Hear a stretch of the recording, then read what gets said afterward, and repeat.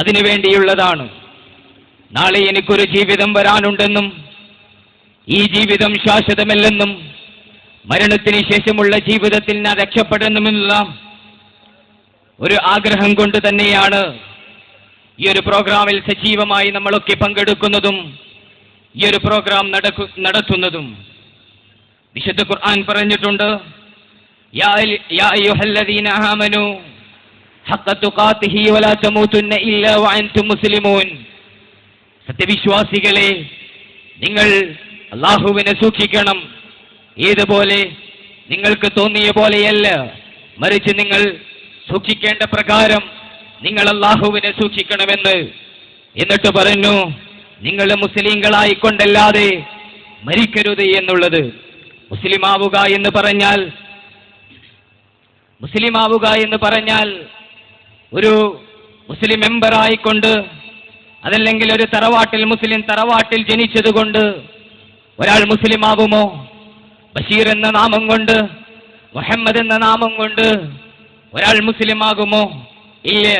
കള്ളു കുടിക്കുന്ന മുസ്ലിം, വ്യഭിചരിക്കുന്ന മുസ്ലിം, പലിശ കൊടുക്കുന്ന വാങ്ങുന്ന മുസ്ലിം, ഞാൻ മുസ്ലിമാണ്, ഞാൻ സ്വർഗത്തിലാണ്, കാരണം എന്റെ പേര് അൽ അമീൻ എന്നാണ്. മക്കക്കാർ മുഹമ്മദിനെ വിളിച്ച അൽ അമീൻ എന്നാണ് എന്റെ പേര്, അതുകൊണ്ട് ഞാൻ സ്വർഗത്തിലാണ് എന്നൊരാൾ പറഞ്ഞാൽ അയാളെക്കുറിച്ച് നമ്മൾ ചിന്തിക്കാവുന്നതേയുള്ളൂ. മറിച്ച് മുസ്ലിം എന്ന് പറഞ്ഞാൽ അവന്റെ ജീവിതത്തിൽ മുഴുവനും അല്ലാഹുവിന്റെ കൽപ്പനകൾ അനുസരിച്ച് അവന്റെ വൈയക്തിതമായ വൈദേശിക, ദാമ്പത്തിക, രാഷ്ട്രീയ, രാഷ്ട്രാന്തര, കൗടംബിക, ആചാര, ആഭാസ, ചൂട മേഖലകളിലൊക്കെ അവന്റെ ജീവിതത്തിൽ ആ റസൂലുള്ള പറഞ്ഞ അല്ലാഹുവിന്റെ ദൂതനായ ആ പ്രവാചകൻ മുഹമ്മദ് മുസ്തഫ സല്ലല്ലാഹു അലൈഹി വസല്ലമ പറഞ്ഞ രീതിയിൽ അവന്റെ ജീവിതത്തെ ക്രമപ്പെടുത്തുന്നുണ്ടോ? ആ പ്രവാചകൻ പറഞ്ഞ സുന്നത്തുകൾ, ആ പ്രവാചകൻ പറഞ്ഞ കാര്യങ്ങൾ, ആ പ്രവാചകൻ കൽപ്പിച്ച കാര്യങ്ങൾ അവന്റെ ജീവിതത്തിൽ അവൻ തെറ്റാതെ മുറപ്രകാരം ചെയ്യുന്നുണ്ടോ? അവനെ കുറിച്ചാണ് ഇസ്ലാം പറഞ്ഞത് അവനാണ് മുസ്ലിം എന്നുള്ളത്. ഇത് അറിയാതെ പോയതാണ് നമുക്കിടയിലുള്ള പ്രശ്നങ്ങൾക്കുള്ള കാരണം. എന്താണെന്ന് അറിഞ്ഞില്ലേ? പല തെറ്റിദ്ധാരണകൾക്ക് മുഖേന നമുക്കിടയിലുള്ള പ്രശ്നങ്ങൾക്കുള്ള കാരണം തെറ്റിദ്ധാരണയാണ്.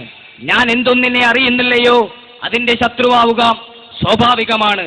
എന്തൊന്നിനെ ഞാൻ അറിയുന്നില്ലയോ അതിന്റെ ശത്രുവാവുക സ്വാഭാവികമാണ്. അതുകൊണ്ട് മാട്ടൂലിൽ എന്റെ ശബ്ദം ശ്രവിക്കുന്ന സഹോദരന്മാരെ, സഹോദരിമാരെ, നമ്മൾ പഠിക്കാൻ തയ്യാറാകണം. കക്ഷിത്വം വെടിഞ്ഞ്, സംഘടനാ പക്ഷപാതിത്വം വെടിഞ്ഞ് ഖുർആനിലേക്കും സുന്നത്തിലേക്കും നമ്മൾ അത് രണ്ടു പഠിക്കാൻ, അതനുസരിച്ച് ജീവിക്കാൻ തയ്യാറാകേണ്ടതുണ്ട്. യൂസുഫ് നബി പ്രാർത്ഥിച്ചതുപോലെ തവഫ്ഫനി മുസ്ലിമൻ വഅൽഹിഖ്നി ബിസ്വാലിഹീൻ. പടച്ചോനെ എന്നെ മുസ്ലിമായിക്കൊണ്ട് നീ മരിപ്പിക്കണേ, എന്നെ സ്വാലിഹീങ്ങളുടെ കൂട്ടത്തിൽ ഉൾപ്പെടുത്തണേ എന്ന്. പടച്ചോനെ, നീ എനിക്ക് സ്വപ്നവ്യാഖ്യാനം തന്നു. ലോകത്തിന്റെ രാജാധികാരി നീയാണ് തമ്പുരാനെ, ലോകത്തിന്റെ ചെയ്യരാജ നീയാണ് നാഥ. അതുകൊണ്ട് നീ എനിക്ക് തവഫ്ഫനി മുസ്ലിമൻ, നീ എന്നെ മുസ്ലിമായിക്കൊണ്ട് മരിപ്പിക്കണേ എന്ന് യൂസുഫ് നബി പ്രാർത്ഥിച്ചിട്ടുണ്ട്. നമ്മുടെയൊക്കെ പ്രാർത്ഥന അത് തന്നെയാണ്. നമ്മുടെയൊക്കെ പ്രാർത്ഥന മുസ്ലിമായി മരിക്കുക എന്നുള്ളതാണ്. എന്നാൽ പ്രിയപ്പെട്ടവരെ, എന്താണ് മുസ്ലിമാവുക എന്നാൽ കേവലം നാമുകൊണ്ട് മുസ്ലിമാകുമോ? ഇല്ല. അത് ആ വിശുദ്ധ ഖുർആൻ പഠിക്കണം, അതനുസരിച്ച് ജീവിക്കണം. എന്തൊന്ന് വിശുദ്ധ ഖുർആൻ കൽപ്പിച്ചുവോ അതനുസരിച്ച് ജീവിതത്തെ ക്രമപ്പെടുത്തണം. എന്തൊന്ന് വിശുദ്ധ ഖുർആൻ വിരോധിച്ചുവോ അത് ജീവിതത്തിൽ പാടെ മാറ്റണം. എന്തായിരുന്നു ആ ഗ്രന്ഥം? സംസ്കാരത്തിന്റെ പൂജണ്ടികയിൽ കഴിഞ്ഞുകൂടിയ കാട്ടറബികളെ പരിവർത്തനത്തിന്റെ, വിപ്ലവത്തിന്റെ, വിമോചനത്തിന്റെ പടപ്പാട്ട് പാടിയ ആ വിശുദ്ധ ഖുർആൻ കിരാതന്മാരായ മൃഗീയ സ്വഭാവമുള്ള കാട്ടറബികളെ അവരുടെ മനസ്സിലേക്ക് അലിവും അനുകമ്പയും സ്നേഹവും വാത്സല്യവും അവരുടെ ഹൃദയത്തിലേക്ക് ഇട്ടുകൊടുത്ത വിശുദ്ധ ഖുർആൻ ആരായിരുന്നു പ്രിയപ്പെട്ടവരെ?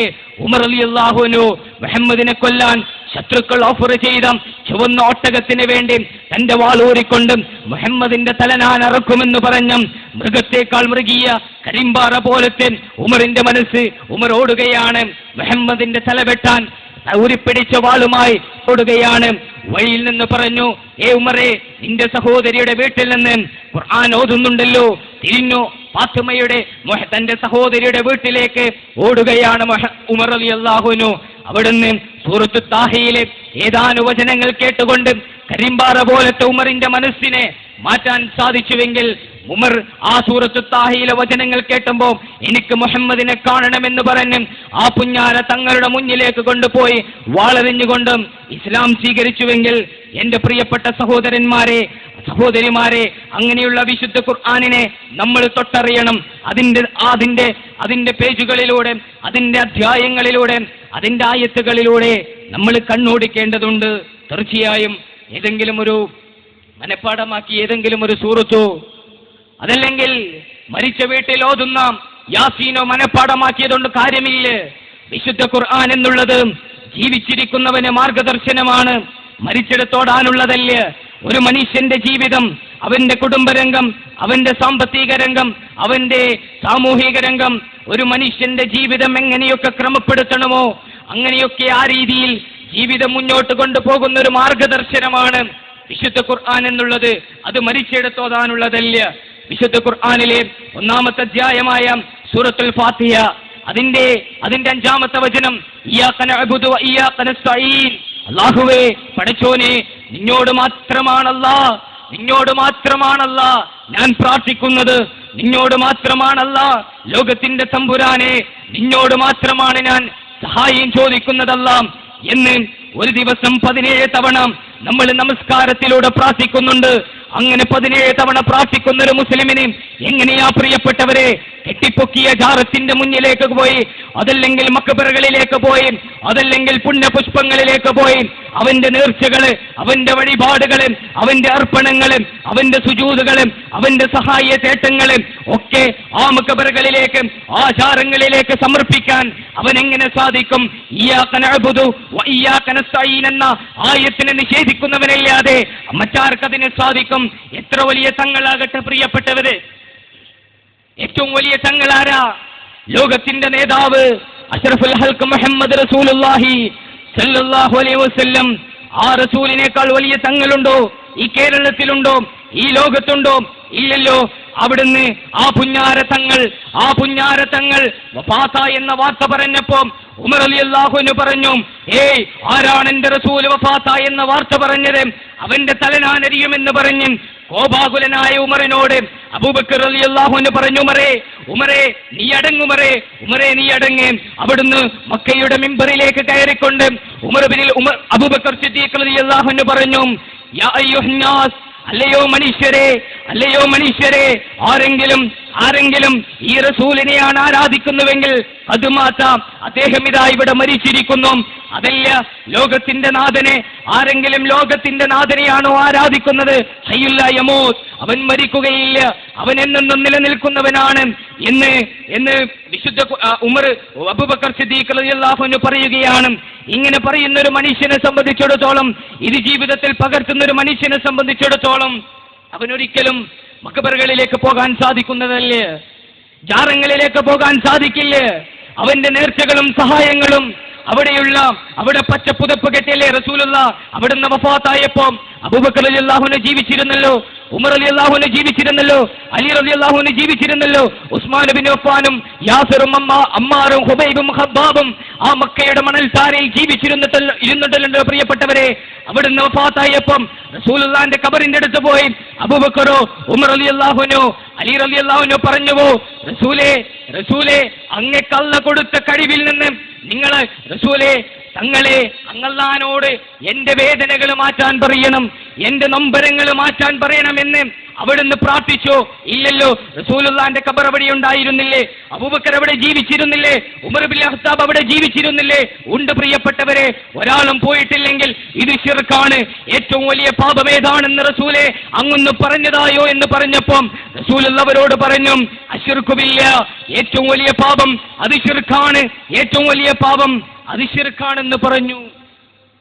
അങ്ങനെ പറഞ്ഞ റസൂലുള്ളാഹി സ്വല്ലല്ലാഹു അലൈഹി വസല്ലം ആര് കള്ളം പറഞ്ഞാലും മുഹമ്മദ് കള്ളം പറയില്ലെന്ന് ശത്രുക്കൾ പോലും പറഞ്ഞ ആ റസൂലുള്ളാഹി സ്വല്ലല്ലാഹു അലൈഹി വസല്ലം പറഞ്ഞു, ഏറ്റവും വലിയ പാപം അത് ശിർക്കാണെന്ന്. ശിർക്ക് എന്ന് പറഞ്ഞാൽ പ്രിയപ്പെട്ടവരെ ഗുരുതരമായ തെറ്റ് തന്നെയാണ്. ശിർക്ക് ചെയ്തൊരു മുസ്ലിമിന് സ്വർഗപ്രവേശനമില്ല. ശിർക്ക് ചെയ്തൊരു മുസ്ലിമിന് സ്വർഗപ്രവേശനമില്ല. അതുകൊണ്ടാണ്, അതിനുവേണ്ടിയാണ് ഈ റസൂലുള്ളാഹിന്റെ ഉമ്മത്തിനെ സ്വർഗത്തിലേക്ക് നയിക്കേണ്ടതുണ്ട്. നരകത്തിന്റെ പാതയിലേക്ക് വലാ യാ ഖൗമി മാലി അദൂഖും ഇലൻ നജാത്ത് വതദഊനനി ഇലൻ നാർ, നിങ്ങളെ സ്വർഗത്തിലേക്ക് ക്ഷണിക്കുന്നു, അവരാകട്ടെ നിങ്ങളെ നരകത്തിലേക്ക് ക്ഷണിക്കുന്നു എന്ന് പറയുമ്പോൾ സ്വർഗത്തിലേക്ക് ക്ഷണിക്കാൻ വേണ്ടിയാണ് ഈ ഒരു പ്രോഗ്രാം ഇവിടെ സംഘടിപ്പിച്ചത്. ചില സാധാരണക്കാർക്ക് ഒരുപക്ഷെ പല തെറ്റിദ്ധാരണകളുമുണ്ട്. മുജാഹിദുകൾ കുഴപ്പക്കാരാണ്, മുജാഹിദുകൾ നാട്ടിൽ ഫിത്ന ഉണ്ടാക്കുന്നവരാണ്, മുജാഹിദുകൾ കുടുംബത്തിൽ വിള്ളലുണ്ടാക്കുന്നവരാണ്, മുജാഹിദുകൾ നാട്ടിൽ പ്രശ്നങ്ങൾ ഉണ്ടാക്കുന്നവരാണ്. അല്ല പ്രിയപ്പെട്ടവരെ, അല്ല. മുജാഹിദുകൾ ഒരു നാട്ടിലും കുഴപ്പമുണ്ടാക്കിയിട്ടില്ല, മുജാഹിദുകൾ ഒരു നാട്ടിലും ഫിത്നയുണ്ടാക്കിയിട്ടില്ല, മുജാഹിദുകൾ ഒരു നാട്ടിലും കുഴപ്പങ്ങൾ ഉണ്ടാക്കിയിട്ടില്ല. മറിച്ച് മുജാഹിദുകൾ സത്യം വെട്ടി തുറന്നു പറഞ്ഞു, തൗഹീദ് എന്തെന്ന് പറഞ്ഞു, അതുപോലെ തന്നെ വിശുദ്ധ ഖുർആൻ എന്തെന്ന് പറഞ്ഞു. സൂറത്ത് 39-ാം അധ്യായം സൂറത്ത് സുമറിലൂടെ സൂറത്തുൽ സുമറിൽ പറയുന്നുണ്ട്, അല്ലാഹുവിനെ മാത്രം പ്രസ്താവിക്കപ്പെട്ടാൽ ചില ഹൃദയങ്ങൾക്ക് അസഹ്യത ഉണ്ടാകും, ചില ഹൃദയങ്ങൾ അസ്വസ്ഥമാകും. അല്ലാഹുവിനെ മാത്രം പ്രസ്താവിക്കപ്പെട്ടാൽ ചില ഹൃദയങ്ങൾ അസ്വസ്ഥമാകും, അവർ ബേജാറാകും. അല്ലേ? അല്ലാഹുവിനെ മാത്രം നേർച്ചകള്, വഴിപാടുകള്, അർപ്പണങ്ങള്, സുജൂദുകള്, സഹായതേട്ടങ്ങള് ഒക്കെ നിന്നെ സൃഷ്ടിച്ച നാഥനോട് മാത്രം സമർപ്പിക്കണേ എന്ന് പറഞ്ഞാൽ ചില മനുഷ്യർക്ക്, പരലോകത്തിൽ വിശ്വാസമില്ലാത്തവർക്ക് അവരുടെ മനസ്സ് അസ്വസ്ഥമാകുമെന്ന് വിശുദ്ധ ഖുർആൻ പറയുന്നു. എന്നിട്ട് വിശുദ്ധ ഖുർആൻ പറയുകയാണ്, അള്ളാഹിനോട് മാത്രമേ പ്രാർത്ഥിക്കാൻ പാടുള്ളൂ എന്ന് പറഞ്ഞാൽ ആ പ്രോഗ്രാം കല്ലെറിയാൻ ആളുകളുണ്ടാകും, ആ പ്രോഗ്രാം കൂക്ക് വിളിക്കാൻ ആളുകളുണ്ടാകും, അവരെ ബഹിഷ്കരിക്കാൻ, അവിടെ സ്റ്റേജ് കയ്യേറാൻ, അവിടെ കസേര ചുട്ട് കത്തിക്കാൻ പരലോകത്തിൽ വിശ്വാസമില്ലാത്തവർ അവിടെ ഉണ്ടാകുമെന്ന് 1400 വർഷങ്ങൾക്ക് മുമ്പ് റസൂലുള്ളാഹി വിശുദ്ധ ഖുർആൻ സൂറത്ത് സുമറിലൂടെ പറയുകയാണ്. സുബ്ഹാന ജല്ല ജലാൽ, എത്ര ഫിറ്റാണല്ലേ ഈ ഉമ്മത്തിന്, ഈ സമുദായത്തിന് വിശുദ്ധ ഖുർആനിന്റെ ഓരോ ആയത്തും എത്ര ഫിറ്റാണല്ലേ പ്രിയപ്പെട്ടവരെ. എന്നിട്ട് അല്ലാഹു ബാക്കി പറയുകയാണ്, അല്ലാഹുവിന്